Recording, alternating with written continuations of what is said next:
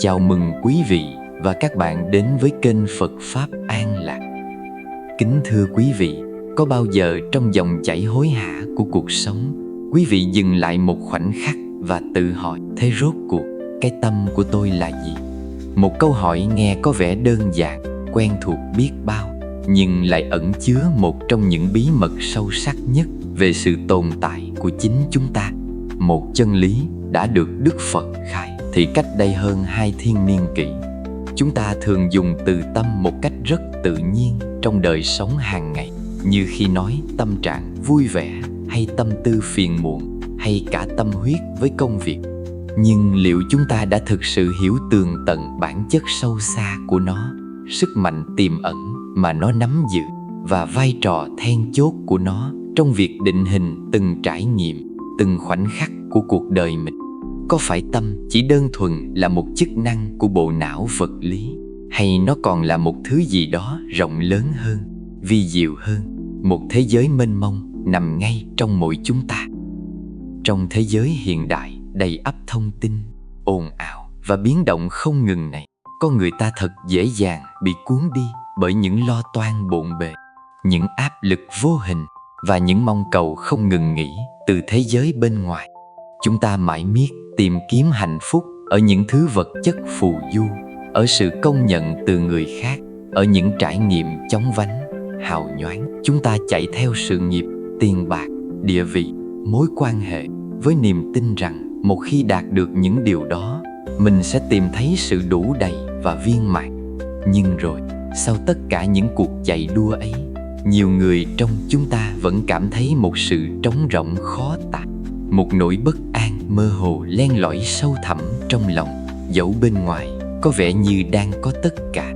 Phải chăng chúng ta đã và đang tìm kiếm ở nhầm nơi? Phải chăng chìa khóa cho sự an lạc đích thực, cho một cuộc sống hạnh phúc bền vững, lại nằm ngay bên trong mỗi chúng ta, ẩn giấu trong chính cái tâm mà ta ít khi dành thời gian để thực sự lắng nghe, để thấu hiểu và để chăm sóc? Đức Phật Thích Ca Mâu Ni, vị thầy vĩ đại của nhân loại, đã dành trọn cả cuộc đời mình để dấn thân vào con đường khám phá chân lý, tìm ra nguyên nhân của khổ đau và chỉ dẫn con đường giải thoát khỏi mọi ràng buộc, con đường dẫn đến sự an lạc vĩnh cửu. Và trong tất cả những lời dạy vô giá của Ngài, sự thấu hiểu về tâm, hay nói một cách chính xác hơn là nghệ thuật làm chủ tâm mình, luôn được đặt ở vị trí trung tâm, là nền tảng vững chắc cho mọi sự tu tập và giác ngộ. Ngài đã chỉ ra một chân lý động trời: tâm của chúng ta không chỉ là nơi chứa đựng những cảm xúc hay những suy nghĩ vụt đến rồi vụt đi, mà nó còn là người kiến tạo nên toàn bộ thế giới trải nghiệm của mỗi cá nhân. Mọi sự việc diễn ra bên ngoài, dù là thuận duyên hay nghịch cảnh, dù là niềm vui hay nỗi buồn, tất cả đều được phản chiếu, được diễn dịch và được định hình bởi chính cái tâm này. Điều đó mang một ý nghĩa vô cùng lớn lao. Nếu chúng ta có thể thực sự làm chủ được tâm mình, chúng ta sẽ có khả năng phi thường để chuyển hóa mọi nghịch cảnh thành thuận duyên, mọi khổ đau thành an lạc. Đây chính là bí mật vĩ đại nhất mà Đức Phật đã vén mở cho nhân loại.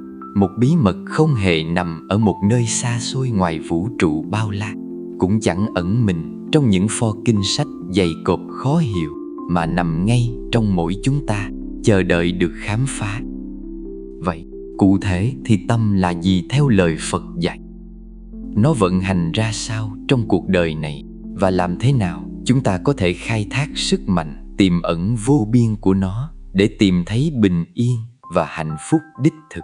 Một hạnh phúc không phụ thuộc vào những điều kiện bên ngoài. Đây không phải là một bài giảng khô khan, nặng tính triết học hàn lâm, mà là một lời mời gọi chân thành, một hành trình khám phá nội tại sâu sắc. Tôi mời quý vị cùng tôi lắng nghe, suy ngẫm và dũng cảm nhìn sâu vào chính mình. Bởi vì khi chúng ta thực sự hiểu được bản chất của tâm, chúng ta sẽ hiểu được cuộc đời này một cách thấu đáo.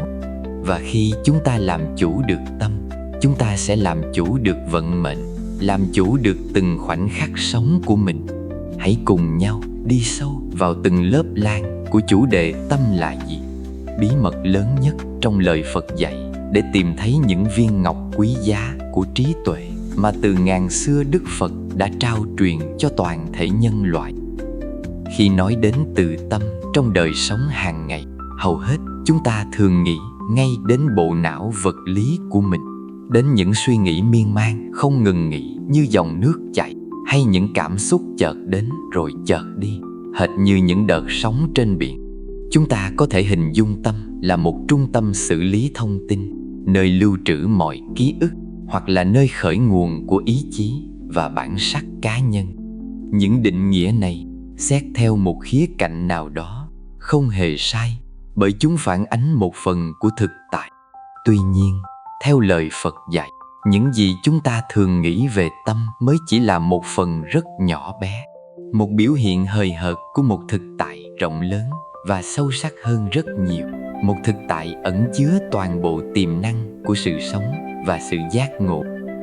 Thực chất, tâm trong Phật Pháp không chỉ giới hạn trong những hoạt động sinh lý phức tạp của não bộ hay những dòng chảy tư tưởng, ý niệm.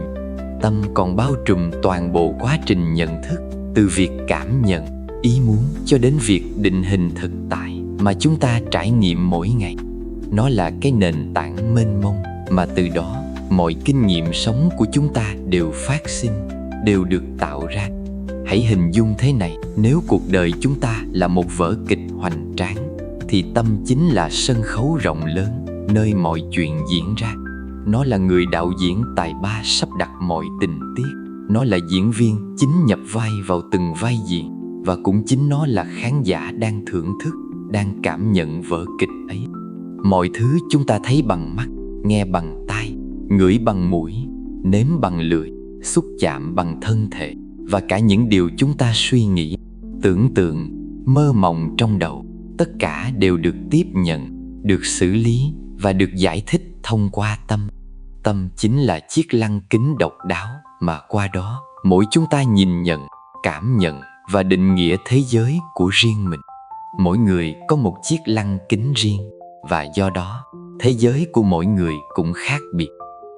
Để dễ hình dung và cảm nhận được điều này một cách sâu sắc hơn, chúng ta hãy cùng nhau xét một vài ví dụ ẩn dụ, những hình ảnh quen thuộc trong đời sống để soi chiếu vào bản chất của tâm. Hãy coi tâm của chúng ta như một khu vườn rộng lớn, một khu vườn không bao giờ trống rỗng hay ngừng nghỉ. Trong khu vườn ấy luôn có những hạt giống đang được gieo trồng mỗi ngày, những mầm cây non nớt đang vươn lên, những bông hoa rực rỡ đang khoe sắc thắm, và cả những loài cỏ dại mọc lan tràn chiếm hết đất. Những hạt giống ấy chính là những ý nghĩ, những cảm xúc, những mong muốn, những định kiến, những thói quen mà chúng ta vun trồng, nuôi dưỡng mỗi ngày, dù vô thức hay hữu thức. Nếu chúng ta gieo những hạt giống yêu thương, quan tâm, chăm sóc, khu vườn tâm của chúng ta sẽ nở rộ những bông hoa từ bi, nhân ái. Ngược lại, nếu chúng ta gieo những hạt giống sân hận, đố kỵ, ích kỷ, thì khu vườn ấy sẽ mọc đầy gai góc của bực tức, của những nỗi bất an. Vấn đề lớn nhất là phần lớn chúng ta đều không biết rằng mình đang sở hữu một khu vườn tiềm năng như vậy, càng không biết mình đang gieo trồng những loại hạt giống gì. Chúng ta cứ để mặc cho những hạt giống tự gieo, tự nảy mầm theo những thói quen cũ mòn, những phản ứng tự động đã ăn sâu vào tiềm thức. Đó là lý do vì sao cuộc sống của chúng ta thường lặp đi lặp lại những khuôn mẫu cũ, những trải nghiệm tương tự, bởi khu vườn tâm của chúng ta vẫn đang được chăm sóc theo cách thức cũ, thiếu đi sự chủ động và ý thức. Hoặc chúng ta có thể tưởng tượng tâm như một dòng sông rộng lớn và luôn chảy xiết, không bao giờ ngừng nghỉ. Những dòng chảy không ngừng ấy là những ý nghĩ, những cảm xúc, những ký ức nối tiếp nhau trôi qua. Đôi khi, dòng sông tâm cuồn cuộn sóng dữ vì những cơn giận dữ, nỗi lo âu, những sự bất mãn. Đôi khi, nó lại lặng lẽ, trong veo, phẳng lặng, phản chiếu một bầu trời an bình và trong sáng. Chúng ta thường có xu hướng bám víu vào một con sóng nào đó, muốn giữ chặt lấy nó vì nó mang lại cảm giác dễ chịu, hay muốn xua đuổi một con sóng khác đi vì nó gây khó chịu. Nhưng dòng sông thì cứ chảy mãi, không dừng lại vì ý muốn của chúng ta. Nỗ lực giữ hay xua đuổi chỉ làm chúng ta thêm mệt mỏi và kiệt sức mà thôi. Khi chúng ta hiểu rằng tâm là một dòng chảy không ngừng nghỉ, ta sẽ học được cách quan sát những con sóng ấy mà không bị cuốn theo chúng, cho phép chúng đến rồi đi một cách tự nhiên. Đó là một sự giải thoát vô cùng lớn lao, một sự nhẹ nhõm không thể diễn tả. Một ví dụ khác đầy hình ảnh, tâm của chúng ta có thể được ví như một màn hình chiếu phim khổng lồ, một rạp chiếu phim vô tận. Mọi thứ chúng ta trải nghiệm trong cuộc sống, từ những hình ảnh, âm thanh sống động bên ngoài cho đến những giấc mơ, những suy nghĩ phức tạp bên trong, tất cả đều là những bộ phim đang được chiếu lên màn hình ấy. Chúng ta thường quá mải mê với nội dung của bộ phim, với những câu chuyện bi hài, kịch tính, những tình tiết giật gân, mà quên mất rằng mình chỉ là người đang ngồi trước một màn hình, đang quan sát một hình ảnh chiếu lên. Khi chúng ta thực sự nhận ra rằng mình đang quan sát một bộ phim, rằng những gì đang chiếu trên màn hình chỉ là tạm thời, chỉ là ảo ảnh của tâm, không phải là bản chất thực sự của mình, thì chúng ta sẽ không còn bị cuốn hút và đau khổ vì những tình tiết của nó nữa. Màn hình thì vẫn ở đó, thanh tịnh và trong sáng, không hề bị ảnh hưởng bởi bất kỳ bộ phim nào đang được chiếu lên. Tâm của chúng ta cũng vậy, nó là cái nền tảng trong sáng, không bị vấy bẩn bởi những nội dung nó chứa đựng. Vậy tại sao lại nói tâm không phải là thứ ta thường nghĩ? Bởi vì chúng ta thường đánh đồng tâm với những nội dung tạm thời của nó, những suy nghĩ, những cảm xúc. Chúng ta nghĩ tôi đang giận dữ và tin rằng mình là sự giận dữ đó. Nhưng Đức Phật dạy rằng tâm không phải là sự giận dữ, tâm là cái biết được sự giận dữ. Tâm không phải là buồn bã, tâm là cái biết được sự buồn bã.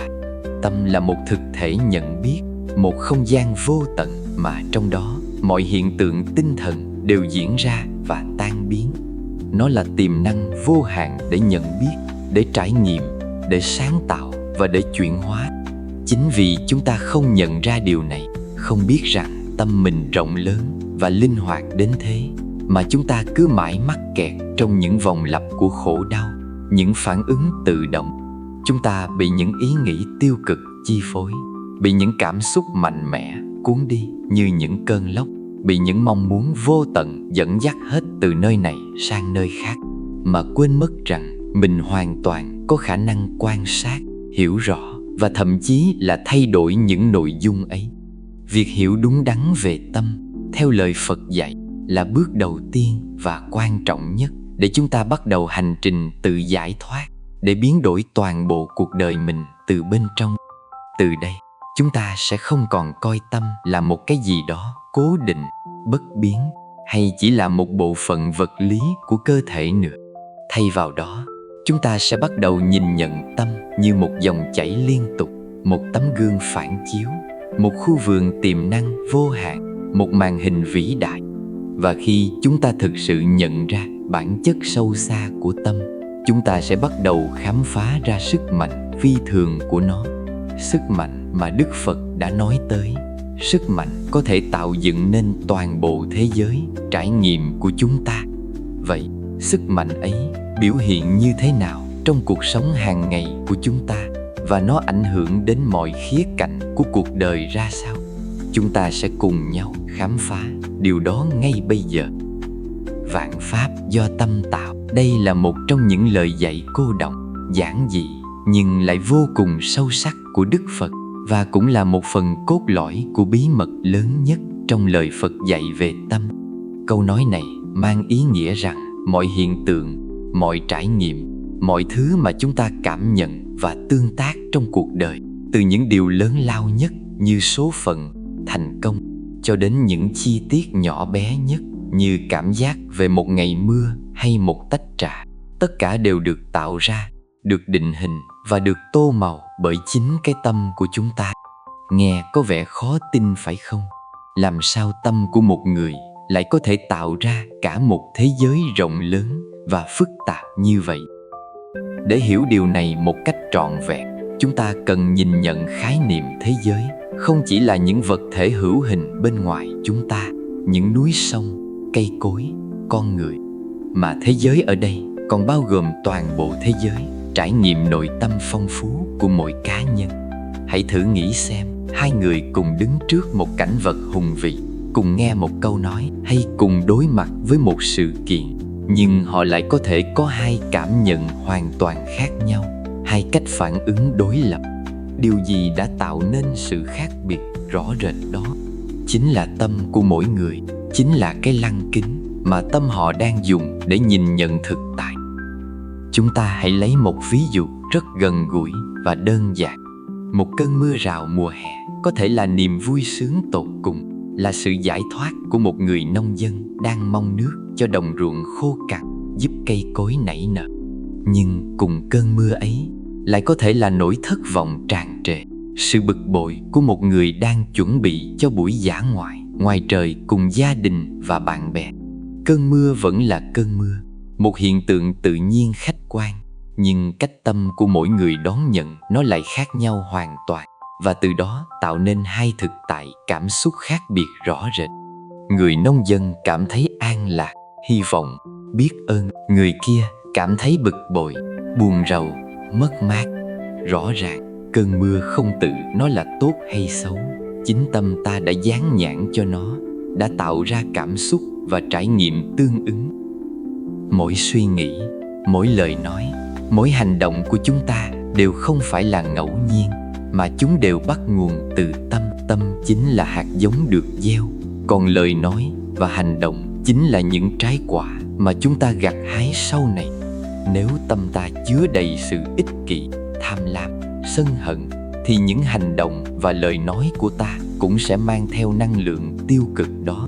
Và kết quả là chúng ta sẽ gặt hái những quả đắng, những phiền não, cả cho bản thân và cho những người xung quanh. Ngược lại, nếu tâm ta đầy ắp tình yêu thương, lòng từ bi, sự thấu hiểu, thì những gì chúng ta làm và nói ra sẽ gieo những hạt giống an lành, mang lại hạnh phúc cho mình và cho người khác. Đây chính là nguyên lý vận hành của nghiệp trong Phật Pháp, nhưng được giải thích một cách thật đơn giản, dễ hiểu nhất.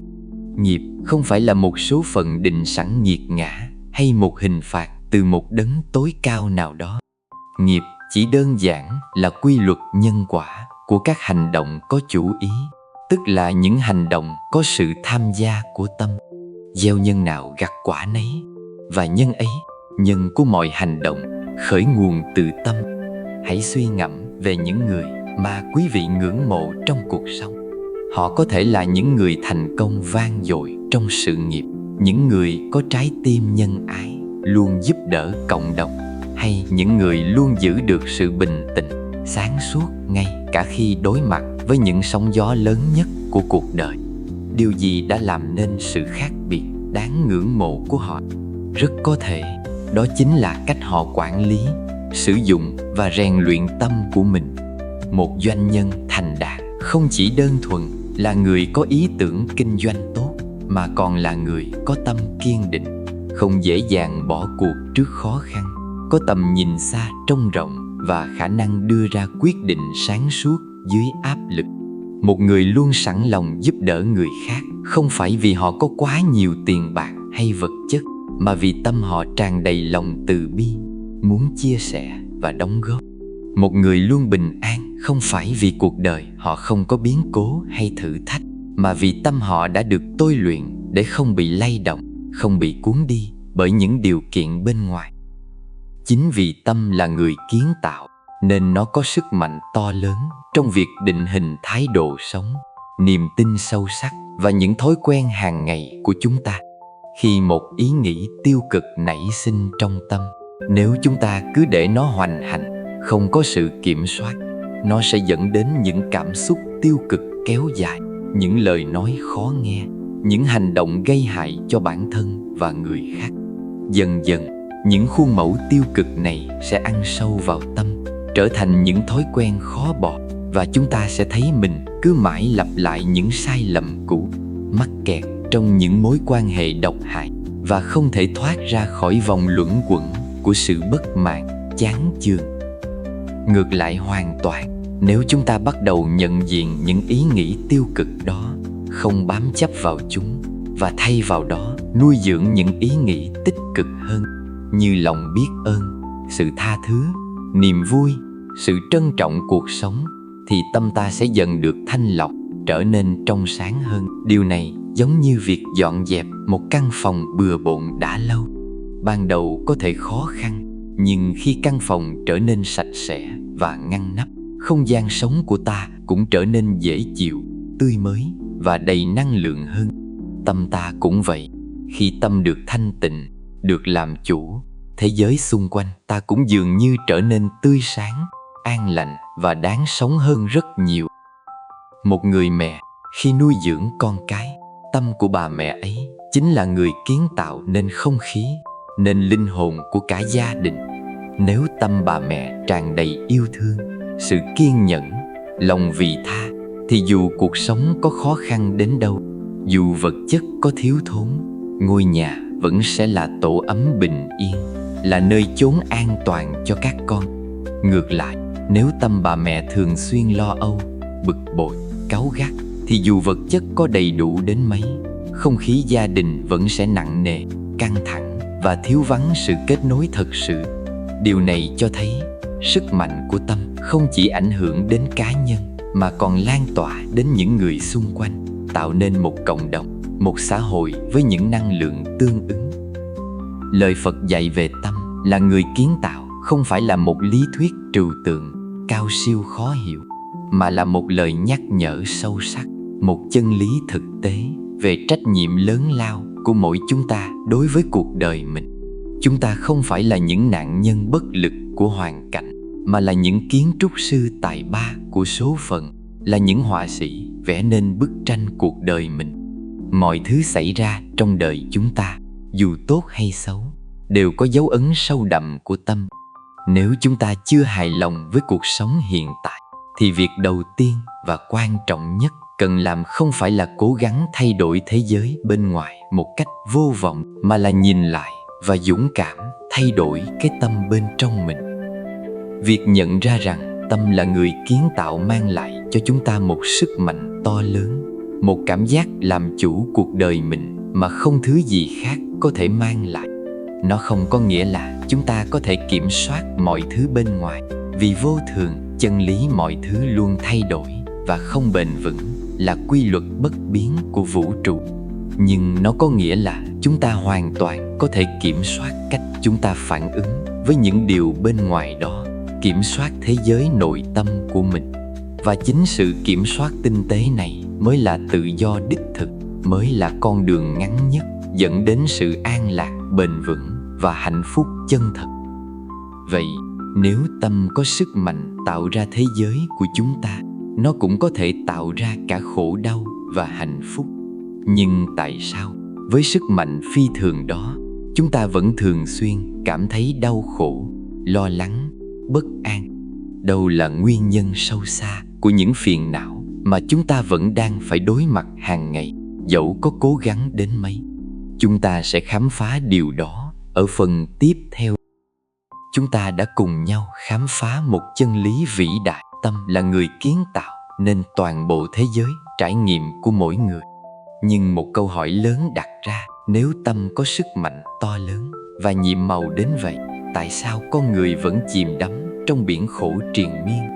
Nếu tâm có thể tạo ra hạnh phúc và an lạc, tại sao chúng ta vẫn thường xuyên đối mặt với lo âu, sợ hãi, giận dữ, thất vọng và đủ mọi loại phiền não khác? Câu trả lời cho câu hỏi này chính là một phần không thể tách rời của bí mật lớn nhất trong lời Phật dạy. Ngài đã chỉ ra rằng chính cái tâm chưa được làm chủ, cái tâm còn bị che mờ bởi những vô minh, sự thiếu hiểu biết sâu sắc và chấp trước, sự bám víu, lại là nguồn gốc sâu xa của mọi khổ đau trong đời sống. Đức Phật đã dạy về 3 gốc rễ của mọi phiền não, những điều mà Ngài thường ví như 3 ngọn lửa độc đang âm thầm đốt cháy tâm trí chúng ta, khiến ta không thể tìm thấy bình yên. 3 ngọn lửa ấy chính là tham, sân và si. Thứ nhất là tham, tham lam, dính mắc, khao khát.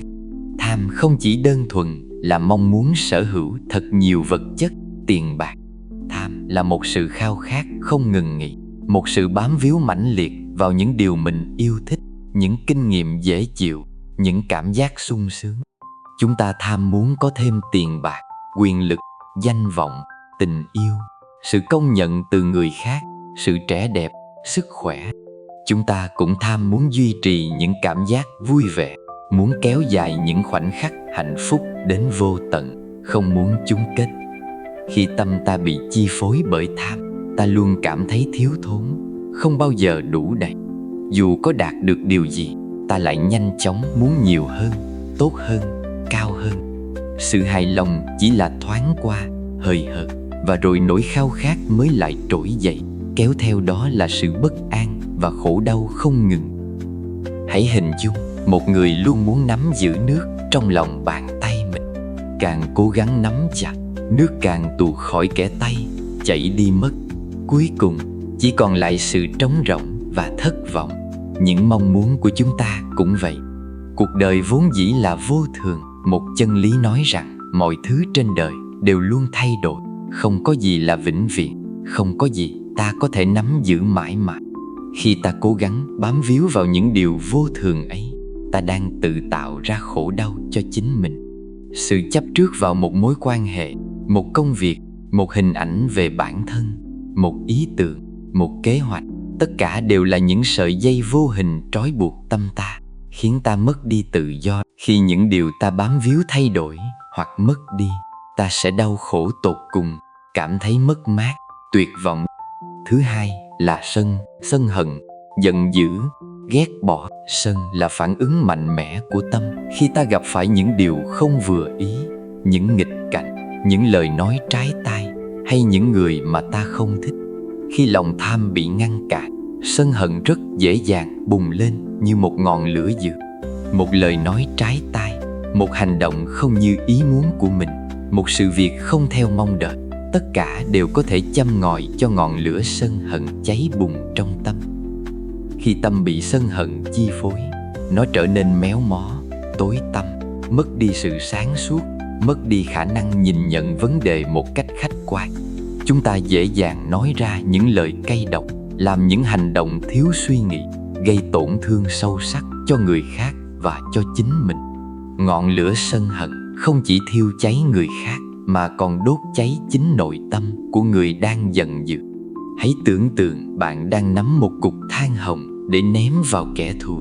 Trước khi nó chạm vào kẻ thù, chính bàn tay của bạn là nơi đầu tiên bị bỏng rát. Sân hận cũng vậy. Nó hủy hoại sự bình yên của tâm, khiến chúng ta sống trong trạng thái căng thẳng, lo âu triền miên. Những mối quan hệ đổ vỡ không đáng có, những quyết định sai lầm đáng tiếc, những hối tiếc về sau, tất cả đều có thể bắt nguồn từ những khoảnh khắc tâm bị sân hận chiếm lấy mà chúng ta không hay biết. Thứ ba là si mê, vô minh, không thấy rõ sự thật. Đây là gốc rễ sâu xa nhất, là nền tảng của cả tham và sân. Si mê là sự thiếu hiểu biết sâu sắc về bản chất thực sự của cuộc đời, về quy luật vô thường, mọi sự vật hiện tượng đều thay đổi, và về sự thật rằng không có một cái tôi cố định, độc lập mà ta thường gọi là linh hồn hay bản ngã bất biến. Si mê khiến chúng ta nhầm lẫn giữa cái thật và cái giả, cái quan trọng và cái không quan trọng. Chúng ta tin rằng những thứ bên ngoài có thể mang lại hạnh phúc vĩnh cửu, tin rằng mình là một cá thể độc lập, tách rời với vạn vật, tin rằng mọi thứ là cố định và có thể kiểm soát được theo ý muốn của mình. Chính vì si mê mà chúng ta không thấy rõ được sự vô thường của mọi thứ, không chấp nhận được sự thay đổi là điều tất yếu, và vì thế ta tham muốn nắm giữ những điều không thể nắm giữ, rồi sân hận khi chúng mất đi hay không diễn ra như ý. Si mê là cái màn che phủ dày đặc, không cho tâm ta nhìn thấy chân lý, khiến ta lạc lối trong mê cung của những ảo tưởng và chấp trước. Một người lạc đường trong sương mù dày đặc không phải vì con đường không tồn tại, mà vì họ không nhìn thấy nó rõ ràng. Si mê cũng vậy, nó khiến chúng ta không nhìn thấy con đường thoát khổ, không nhận ra sức mạnh to lớn của chính tâm mình. Vậy làm thế nào mà những thứ này lại xuất phát từ tâm và tạo ra khổ đau? Bởi vì tâm ta chưa được huấn luyện, chưa được làm chủ một cách khéo léo. Tâm ta giống như một đứa trẻ chưa trưởng thành, dễ bị chi phối bởi những ham muốn nhất thời, những phản ứng bản năng vô thức. Khi một sự kiện xảy ra, dù là nhỏ nhất, tâm ta lập tức phản ứng bằng tham, sân hoặc si mà không có sự cân nhắc. Ta bám chấp vào nó, ta ghét bỏ nó, hoặc ta không hiểu rõ bản chất của nó. Và chính những phản ứng tự động này, những thói quen tinh thần này mới là điều khiến chúng ta đau khổ, chứ không phải bản thân sự kiện đó. Ví dụ, một người bị mất việc làm. Đây là một sự kiện khách quan, không ai mong muốn. Nhưng nếu tâm người ấy chấp vào ý nghĩ công việc này là của tôi, không thể sống thiếu nó, tôi không xứng đáng, tôi là kẻ thất bại, thì khi mất việc, người ấy sẽ rơi vào nỗi đau khổ tột cùng, cảm thấy suy sụp, vô giá trị. Đây là biểu hiện của tham, chấp vào công việc, và si, không nhận ra sự vô thường của mọi thứ, không thấy rõ giá trị bản thân ngoài công việc. Ngược lại, nếu tâm người ấy được rèn luyện, hiểu rằng mọi thứ đều vô thường, công việc chỉ là một phương tiện sống, và bản thân mình vẫn còn nhiều tiềm năng khác, thì dù có buồn bã đôi chút, người ấy sẽ nhanh chóng vượt qua, tìm kiếm cơ hội mới, thậm chí còn xem đó là một cánh cửa mới mở ra cho mình.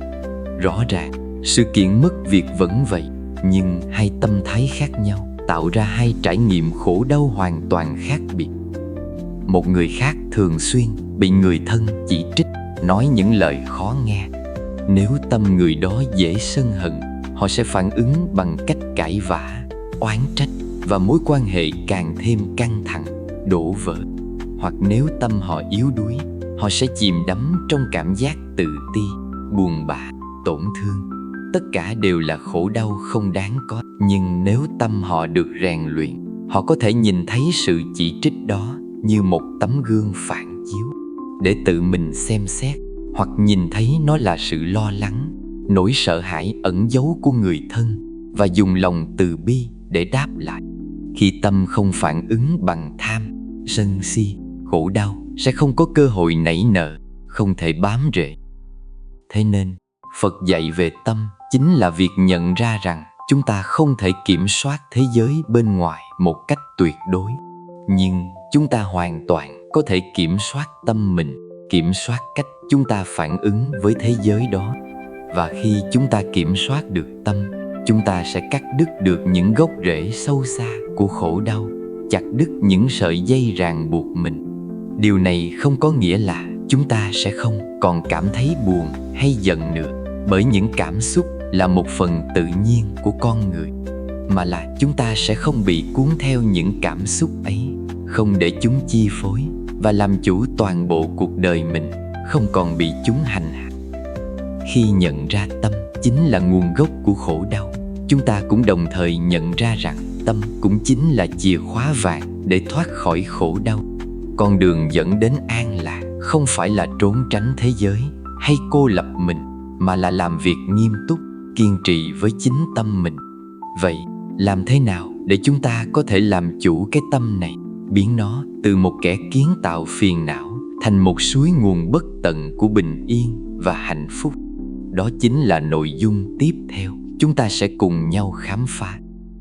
Nếu tâm là nguồn gốc sâu xa của mọi khổ đau trong cuộc đời, thì cũng chính tâm là con đường duy nhất, là chìa khóa dẫn đến sự an lạc đích thực và giải thoát vĩnh cửu. Đây là một tin tức tuyệt vời, một niềm hy vọng lớn lao, bởi nó có nghĩa là chìa khóa hạnh phúc không nằm ở đâu xa xôi bên ngoài, không phải đi tìm kiếm ở một ngôi chùa linh thiêng hay một vị thầy quyền năng, mà nằm ngay trong tầm tay, nằm ngay trong mỗi chúng ta. Đức Phật đã không chỉ ra nguyên nhân của khổ đau, mà Ngài còn chỉ ra một con đường rõ ràng, một lộ trình thực tế để vượt thoát mọi phiền não. Và con đường ấy chính là sự tu tập, rèn luyện và làm chủ cái tâm của mình một cách khéo léo và kiên trì. Đây là một phần vô cùng quan trọng. Vậy, Làm thế nào để chúng ta có thể biến tâm từ một kẻ kiến tạo phiền não đầy rắc rối thành một người kiến tạo an lạc đầy bình yên? Con đường này không đòi hỏi những phép thuật kỳ diệu, những công phu tu luyện cao siêu hay những kiến thức phức tạp chỉ dành cho bậc giác ngộ. Nó bắt đầu từ những thực hành đơn giản nhưng sâu sắc, những hành động nhỏ bé nhưng có khả năng chuyển hóa, có thể áp dụng vào ngay trong cuộc sống hàng ngày của mỗi chúng ta. Một trong những công cụ mạnh mẽ nhất mà Đức Phật đã dạy để rèn luyện tâm chính là chánh niệm. Một thuật ngữ có thể hiểu đơn giản là sự chú tâm đúng đắn, sự tỉnh thức hoàn toàn trong từng khoảnh khắc. Chánh niệm đơn giản là khả năng sống trọn vẹn trong giây phút hiện tại, chú ý đến những gì đang thực sự xảy ra trong tâm mình, những suy nghĩ, cảm xúc và xung quanh mình, những âm thanh, hình ảnh, cảm giác cơ thể mà không phán xét, không bám víu vào điều dễ chịu, không xua đuổi điều khó chịu. Nó giống như việc chúng ta trở thành một người quan sát tĩnh lặng, một nhân chứng im lặng, không tham gia vào vở kịch của những suy nghĩ và cảm xúc, mà chỉ lặng lẽ dõi theo chúng đến rồi đi. Hãy tưởng tượng tâm bạn là một bầu trời bao la, không giới hạn. Những suy nghĩ và cảm xúc là những đám mây đủ hình thù, đủ sắc màu đang trôi qua trên bầu trời ấy. Chánh niệm là khả năng bạn đứng vững trên mặt đất, nhìn ngắm những đám mây ấy mà không cố gắng níu giữ hay đẩy chúng đi. Bạn biết rằng đám mây ấy đang đến, bạn biết nó đang ở đó, và bạn biết nó sẽ tan biến. Không gì là vĩnh cửu. Khi chúng ta thực hành chánh niệm, chúng ta không còn bị cuốn theo những dòng suy nghĩ miên man về quá khứ đã qua hay lo lắng vô cớ về tương lai chưa tới. Chúng ta quay về với hiện tại, nơi mà mọi sự an lạc đều có thể được tìm thấy, nơi sự sống thực sự diễn ra. Ví dụ, khi bạn đang ăn cơm, thay vì vừa ăn vừa lướt điện thoại hay suy nghĩ miên man về công việc, hãy đặt toàn bộ tâm trí, sự chú tâm của mình vào bữa ăn. Cảm nhận hương vị thơm ngon của từng món ăn, sự mềm mại của hạt gạo, mùi thơm của rau củ, sự ấm nóng của thức ăn. Khi bạn rửa bát đĩa, hãy chú ý đến cảm giác của nước trên tay, âm thanh của bát đĩa va vào nhau, mùi của xà phòng. Nghe có vẻ đơn giản đến mức tầm thường, nhưng việc này đòi hỏi sự luyện tập kiên trì và một ý chí sắt đá. Ban đầu, tâm trí bạn sẽ dễ dàng bị phân tán, bị kéo đi bởi hàng ngàn suy nghĩ khác. Nhưng mỗi khi bạn nhận ra mình đang bị lạc, hãy nhẹ nhàng, không phán xét, đưa tâm trở về với hơi thở, với hành động mà mình đang làm. Đây chính là cách chúng ta bắt đầu làm chủ tâm mình từng chút một, dần dần từng ngày. Khi thực hành chánh niệm đều đặn, chúng ta sẽ bắt đầu nhận ra những khuôn mẫu, những thói quen của tâm, những loại suy nghĩ nào thường xuyên xuất hiện, những cảm xúc nào dễ dàng trỗi dậy, những phản ứng nào là tự động, thiếu ý thức. Sự nhận biết rõ ràng này là bước đầu tiên và quan trọng nhất để chúng ta có thể thay đổi. Khi bạn biết được mình đang nóng giận, bạn có quyền lựa chọn không hành động theo cơn giận đó nữa. Bạn có thể dừng lại, hít thở sâu, quan sát cơn giận và để nó trôi qua mà không gây tổn hại cho bản thân hay người khác. Đây không phải là kìm nén cảm xúc, mà là hiểu rõ và cho phép chúng tồn tại mà không bị chúng điều khiển, không để chúng làm chủ cuộc đời mình. Một thực hành khác vô cùng quan trọng, thường đi đôi với chánh niệm, đó là thiền định, tập trung tâm trí. Thiền định không phải là ngồi khoanh chân, im lặng một cách thụ động và cố gắng không suy nghĩ gì cả. Đó là một sự hiểu lầm lớn và phổ biến. Thiền định là một phương pháp huấn luyện tâm để nó trở nên vững chãi, định tĩnh, tập trung và sáng suốt. Có rất nhiều hình thức thiền định khác nhau, nhưng một trong những phương pháp phổ biến và hiệu quả nhất là thiền hơi thở. Khi thiền hơi thở, chúng ta chỉ đơn giản là tập trung toàn bộ sự chú ý của mình vào hơi thở ra và hơi thở vào. Không cần phải cố gắng kiểm soát hơi thở, chỉ cần quan sát nó một cách tự nhiên, dịu dàng, nhận biết mỗi khi hơi thở đi vào và đi ra. Khi tâm bị phân tán bởi suy nghĩ hay cảm xúc, chúng ta nhẹ nhàng, không phán xét, đưa sự chú ý trở lại hơi thở. Cứ lặp đi lặp lại quá trình này một cách kiên trì. Qua quá trình luyện tập này, tâm chúng ta dần dần trở nên tĩnh lặng hơn, định tĩnh hơn, giống như một mặt hồ gợn sóng dần trở nên phẳng lặng. Nó giống như việc thuần hóa một con khỉ hoang, nhảy nhót tứ tung. Ban đầu nó chạy khắp nơi, nhưng dần dần nó sẽ trở nên ngoan ngoãn và vâng lời. Khi tâm được định tĩnh nhờ thiền định, chúng ta sẽ có khả năng nhìn thấy mọi thứ rõ ràng hơn, sâu sắc hơn, không còn bị che mờ bởi những ảo tưởng. Sự si mê dần dần được gỡ bỏ, những màn sương mù tan biến. Chúng ta sẽ thấy rõ bản chất vô thường của mọi sự vật, hiện tượng, thấy rõ sự tương liên chặt chẽ giữa mình và vạn vật.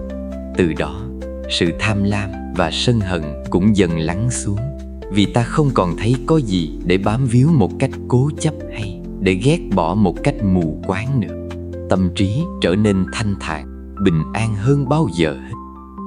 Ngoài chánh niệm và thiền định, một khía cạnh không thể thiếu trong việc chuyển hóa tâm là phát triển lòng từ bi, yêu thương và mong muốn hạnh phúc chân thật cho mọi chúng sinh, và hỷ xả, vui vẻ với niềm vui của người khác, và buông bỏ oán hận, chấp trước. Khi tâm ta rộng mở với tình yêu thương bao la, nó không còn không gian cho sự ích kỷ, đố kỵ, ganh ghét hay sân hận. Chúng ta có thể thực hành từ bi bằng cách khởi tâm mong cầu những điều tốt đẹp, hạnh phúc cho chính mình, cho những người thân yêu, rồi mở rộng ra cho những người ta gặp gỡ hàng ngày, cho những người ta không thích, và cuối cùng là cho tất cả chúng sinh trong vũ trụ này. Khi ta mong muốn hạnh phúc chân thành cho người khác, tâm ta tự động trở nên nhẹ nhàng, thanh tịnh và bình an. Nó giống như việc thắp một ngọn nến trong bóng tối. Ngọn nến không hề mất đi ánh sáng của mình khi thắp sáng cho ngọn nến khác, mà nó còn làm bừng sáng cả căn phòng, xua tan bóng đêm.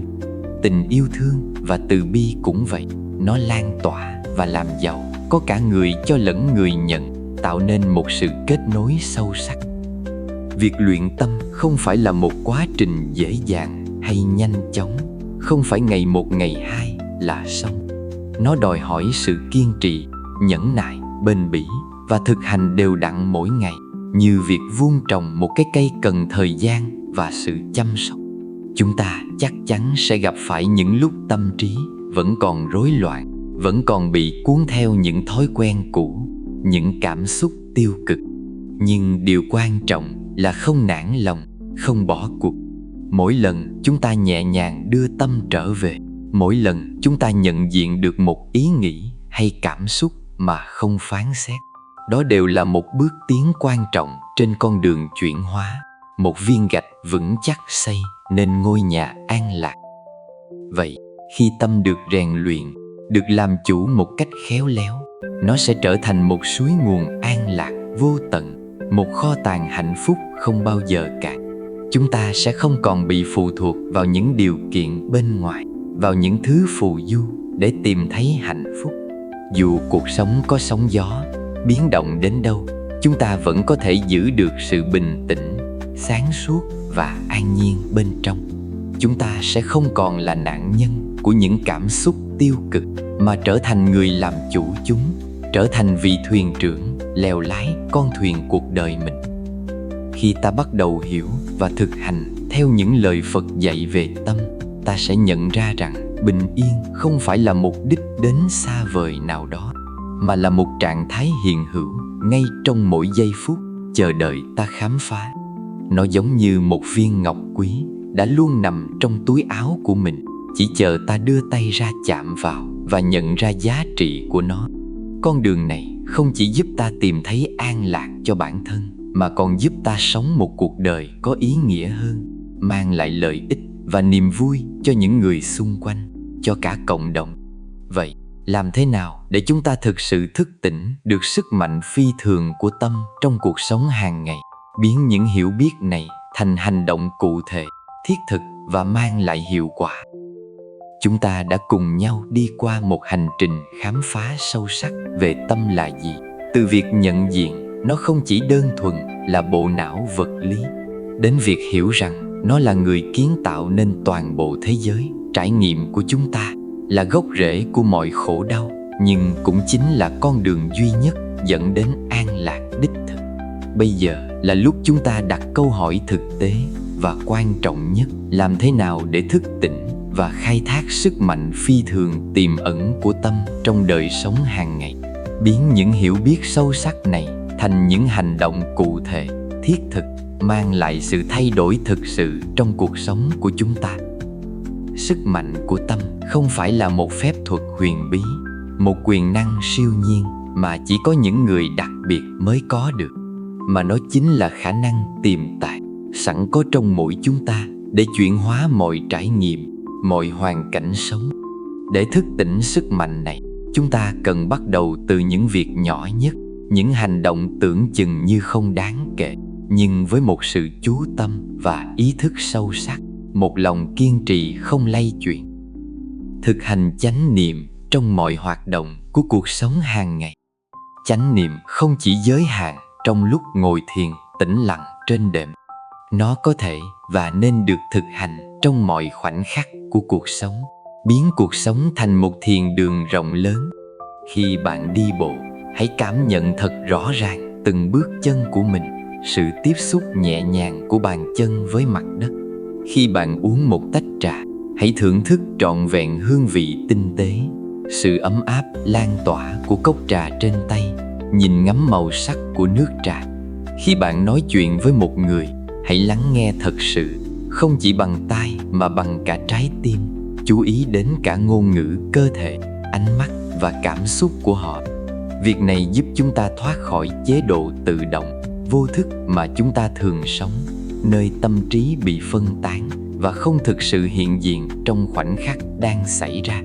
Khi chúng ta hiện diện một cách trọn vẹn, chúng ta không bỏ lỡ cuộc sống đang diễn ra, và chúng ta có thể phản ứng với mọi tình huống một cách tỉnh táo, sáng suốt hơn, thay vì phản ứng theo những thói quen cũ mòn, vô thức.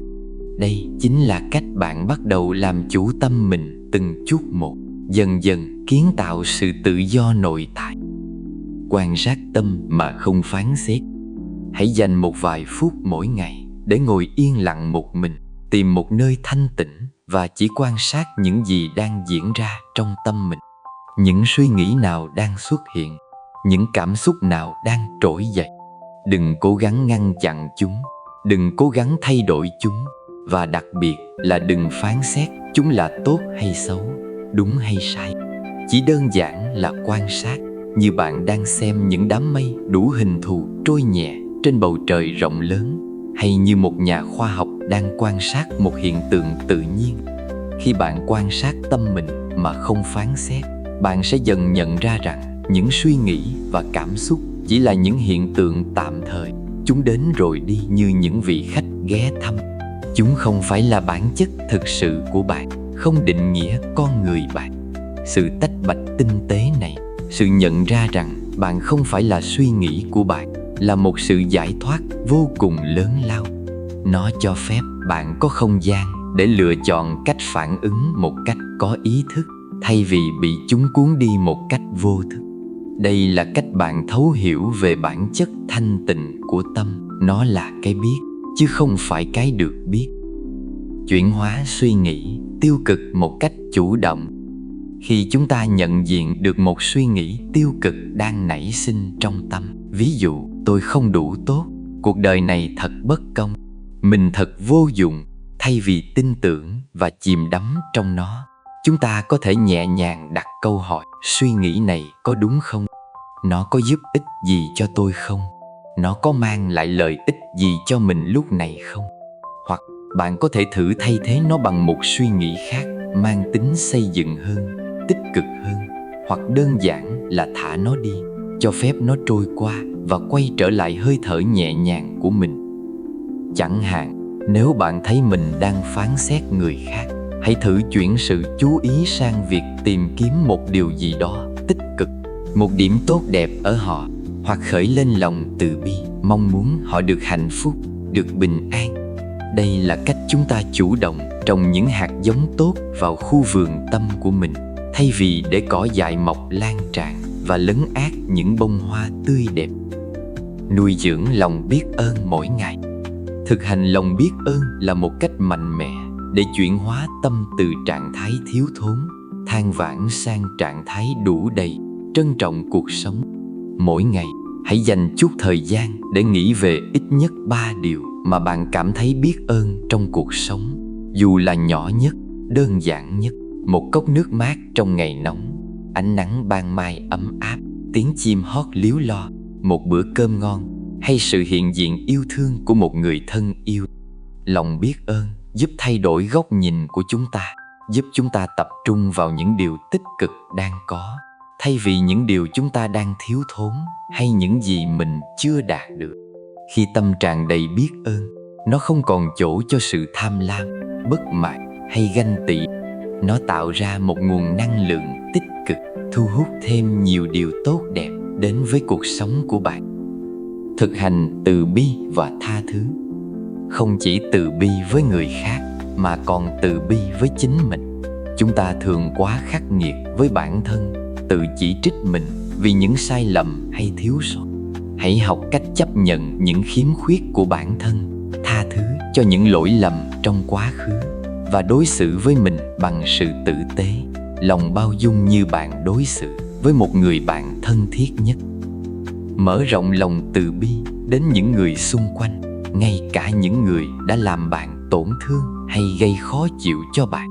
Tha thứ không có nghĩa là chấp nhận hành vi sai trái của họ, mà là giải thoát chính mình khỏi gánh nặng của sự sân hận, oán trách và những cảm xúc tiêu cực đã trói buộc tâm bạn. Khi bạn tha thứ, bạn không chỉ giải phóng người khác, mà bạn giải phóng chính tâm mình khỏi xiềng xích của khổ đau, giúp tâm bạn nhẹ nhàng và bình an hơn. Kết nối với thiên nhiên. Dành thời gian hòa mình vào thiên nhiên, đi bộ trong công viên, ngắm nhìn cây cối xanh tươi, lắng nghe tiếng sóng biển vỗ về hay tiếng gió xào xạc qua kẽ lá. Thiên nhiên có một khả năng kỳ diệu trong việc làm dịu tâm hồn, xoa dịu những lo toan và giúp chúng ta trở về với sự bình yên nội tại. Khi chúng ta kết nối với tự nhiên, chúng ta nhận ra mình là một phần nhỏ bé nhưng quan trọng của một tổng thể rộng lớn hơn, và những lo toan nhỏ bé của bản thân dường như cũng được hóa giải, trở nên nhẹ nhàng hơn.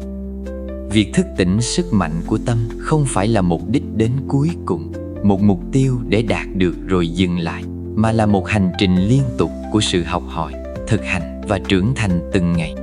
Nó đòi hỏi sự cam kết sâu sắc, sự kiên nhẫn vô bờ bến và lòng dũng cảm để nhìn sâu vào chính mình, đối diện với những góc khuất trong tâm hồn. Nhưng phần thưởng mà nó mang lại là vô giá, một cuộc sống an lạc, tự tại và đầy ý nghĩa, không còn bị ràng buộc bởi những phiền não hay sự chấp trước.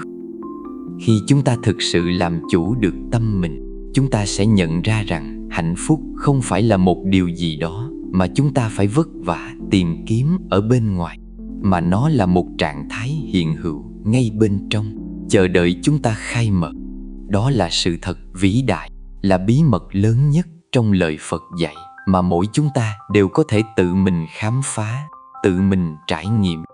Việc hiểu được tâm là gì không chỉ là một kiến thức đơn thuần, mà là một sự chuyển hóa sâu sắc từ bên trong, thay đổi tận gốc rễ cách chúng ta nhìn nhận bản thân, nhìn nhận cuộc đời và cách chúng ta sống từng giây phút.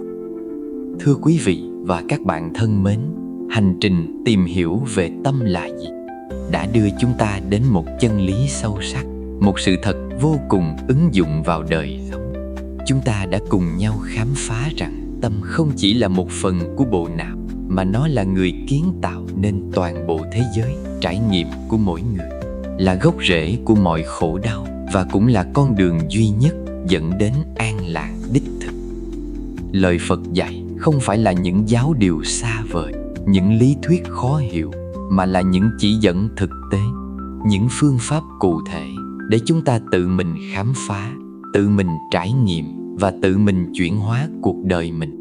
Trong lời Phật dạy về tâm không nằm ở việc học thuộc lòng các định nghĩa hay lý thuyết phức tạp, mà nằm ở việc chúng ta thực sự nhìn vào tâm mình, quan sát nó một cách chân thật, hiểu nó một cách thấu đáo và khéo léo điều chỉnh nó từng ngày. Mỗi khi chúng ta thực hành chánh niệm, mỗi khi chúng ta quan sát một ý nghĩ hay cảm xúc mà không phán xét, mỗi khi chúng ta gieo một hạt giống từ bi, yêu thương, là chúng ta đang làm chủ tâm mình. Và khi tâm được làm chủ, chúng ta sẽ không còn bị cuốn theo những cơn sóng dữ của cuộc đời, mà có thể đứng vững, bình yên giữa mọi biến động, mọi phong ba bão táp. Hãy luôn nhớ rằng sức mạnh chuyển hóa cuộc đời nằm ngay trong chính tâm của quý vị. Đừng tìm kiếm hạnh phúc hay sự an lạc ở đâu xa xôi, bởi chúng đã và đang hiện hữu ngay trong khoảnh khắc hiện tại này, ngay trong chính tâm của quý vị. Việc của chúng ta là học cách nhận diện, khai thác và nuôi dưỡng tiềm năng vô hạn ấy. Mong rằng những chia sẻ này sẽ là nguồn cảm hứng, là lời nhắc nhở để quý vị bắt đầu hoặc tiếp tục hành trình khám phá và làm chủ tâm mình. Hãy bắt đầu từ những việc nhỏ nhất trong cuộc sống hàng ngày, và quý vị sẽ thấy những thay đổi lớn lao, nhiệm màu đang dần diễn ra trong cuộc đời mình. Cảm ơn quý vị và các bạn đã lắng nghe. Đừng quên nhấn nút đăng ký kênh Phật Pháp An Lạc và bấm chuông thông báo để không bỏ lỡ những bài pháp thoại ý nghĩa trong tương lai. Xin trân trọng kính chào và hẹn gặp lại.